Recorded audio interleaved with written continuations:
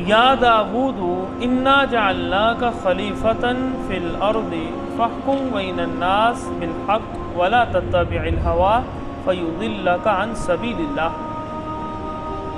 کل کے سبق میں آپ نے داؤد علیہ السلام کے واقعے کو پڑھا اور اس کے اندر اللہ تعالیٰ نے اس چیز کو ذکر کیا کہ داؤد علیہ السلام کو اپنی ایک غلطی کا احساس ہوا تو وہ اپنی غلطی سے معافی مانگنے کے لیے اللہ کے سامنے سجدہ ریز ہو گئے، اور وہ غلطی یہی تھی جو کہ اکثر مفسرین ذکر کرتے ہیں کہ چونکہ وہ ایک وقت کے حکمران تھے تو نبی بھی تھے، تو اپنا وقت جو ہے وہ اس اعتبار سے تقسیم کر رہے تھے کہ عبادت کے لیے جب الگ ہوتے تو پھر کسی اور کی بات نہیں سنتے تھے۔ تو باہر لوگوں پر اگر ظلم ہو رہا ہے تو آپ کو سب کچھ چھوڑ کر وقت کا حکمران جو ہے اس کی ذمہ داری ہے کہ وہ باہر والے لوگوں کے معاملات کو حل کرے، اس کے دروازے ہمیشہ کھلے رہنے چاہیے۔ تو اس چیز کی انہوں نے اللہ سے معافی مانگی، اللہ نے ان کو معاف فرما دیا اور ساتھ ان کو نصیحت کی کہ داؤد ہم نے آپ کو اپنی زمین کے اندر نائب بنا کر بھیجا ہے۔ خلیفہ ہوتا ہے جو نائب ہو، اللہ تعالیٰ کے نائب ہوتے ہیں، یہ جو خلیفہ ہوتے ہیں اللہ تعالیٰ ان کو اپنا نائب بناتے ہیں کہ یہ زمین کے اندر عدل اور انصاف کے ساتھ لوگوں کے معاملات کو حل کریں، جو کہ اللہ کی سنت ہے۔ تو خلیفہ کا مطلب ہوتا ہے نائب۔ ایک تو ہوتا ہے کہ ایک دوسرے کے نائب بننا، ایک اللہ تعالیٰ کا نائب بننا، یعنی زمین کے اوپر یہ جو بادشاہ ہیں اللہ تعالیٰ ان کو اپنے معاملات یعنی لوگوں کے معاملات حل کرنے کے لیے یہ ذمہ داری لگاتے ہیں کہ آپ عدل اور انصاف کے ساتھ لوگوں کے معاملات کو حل کریں۔ فاحکم بین الناس بالحق ولا تتبع الہوی، لوگوں کے معاملات کو حق کے ساتھ حل کریں اور اپنی خواہشات کی پیروی نہ کریں۔ یعنی اگر کسی معاملے کے اندر آپ کی خواہشات سامنے آ جائیں اور دوسری طرف اللہ کا حکم ہو، اللہ کے حکم کو سامنے رکھتے ہوئے اپنی خواہشات کو پیچھے کر دیں۔ اب آپ دیکھیں کہ یہاں اللہ تعالیٰ نے داؤد علیہ السلام کو کہا ہے کہ آپ اپنی خواہشات کی پیروی نہیں کرنی وگرنہ آپ گمراہ ہو جائیں گے۔ تو بعض لوگوں نے اس سے یہ سمجھا کہ شاید انہوں نے کسی معاملے کے اندر ایسا کیا تھا اس لیے اللہ نے ان کو ایسا کہا، حالانکہ یہ ضروری نہیں ہے۔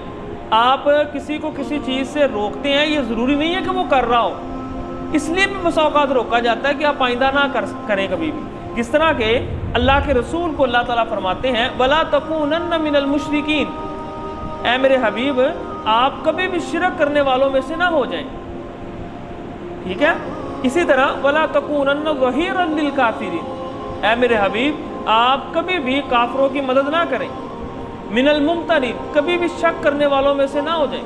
تو یہ کیا ہے؟ کیا اللہ کے رسول ان چیزوں کے اندر شامل تھے؟ اللہ کے رسول کے اندر یہ کام کبھی بھی نہیں۔ تو یہ کیا ہوتا ہے؟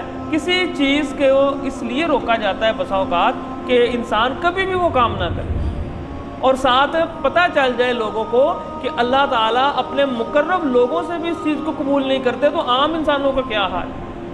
اور یہ بھی پتہ چلتا ہے کہ اللہ کے ہاں سب لوگ برابر ہیں، کسی کو کسی پر کوئی فوقیت حاصل نہیں ہے، فوقیت ملتی ہے تو تقوی کے بنا پر۔ جو اللہ سے زیادہ ڈرے گا وہی اللہ کے قریب ہوگا۔ تو کسی کو کسی پر کوئی فوقیت نہیں، سب کے لیے ظلم حرام ہے چاہے وہ کوئی بھی ہو۔ ان الذین یضلون عن سبیل اللہ لہم عذاب شدید بما نسوا یوم الحساب، یقیناً جو لوگ گمراہ کرتے ہیں اللہ کے رستے سے ان کے لیے عذاب ہے بہت سخت۔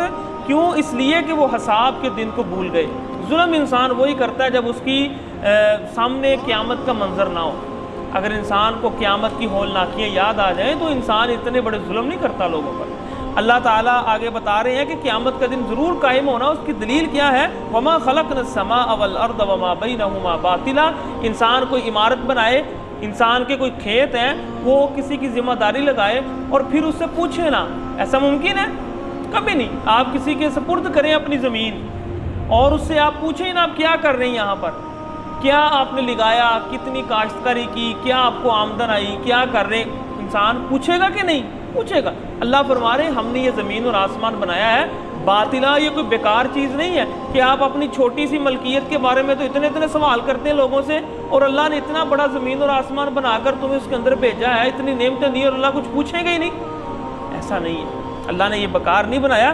ذالک ظن الذین کفروا، یہ صرف کفار کا ایک خیال اور گمان ہے کہ اللہ نے پوچھنا نہیں ہے۔ فویل للذین کفروا من النار، ایسے لوگوں کے لیے آگ کا عذاب ہے۔ ام نجعل الذین آمنوا وعملوا الصالحات کالمفسدین فی الارض، اللہ فرما رہے قیامت قائم نہیں ہوگی تو کیا ایمان والے جنہوں نے ساری زندگی سجدوں کے اندر گزار دی، وہ اور جنہوں نے ساری زندگی عیاشیوں میں گزار دی، اللہ کے ہاں برابر ہے؟ کیسے ممکن ہے کہ جن لوگوں نے اپنی ساری زندگی اللہ کے سامنے سجدہ ریز ہو کر گزار دی، حرام ملتا بھی ہے لیکن ساری زندگی مفلسی والی گزار دی کہ نہیں بھی حلال کھانا ہے، 2 نمبر کام آسانی سے کر بھی سکتا ہے لیکن نہیں کر رہا کہ اللہ نے منع کیا ہے، کیا یہ لوگ اور جنہوں نے کبھی شیطان کی بات کو پیچھے نہیں کیا، ہمیشہ جو دل میں آیا وہ کیا، کیا یہ لوگ برابر ہو جائیں گے؟ کبھی نہیں۔ ام نجعل المتقین کالفجار، کیا اللہ متقین کو اور فجار کو ایک برابر کر دے؟ آپ کی عقل کام نہیں کرتی، ایسا نہیں ہوگا۔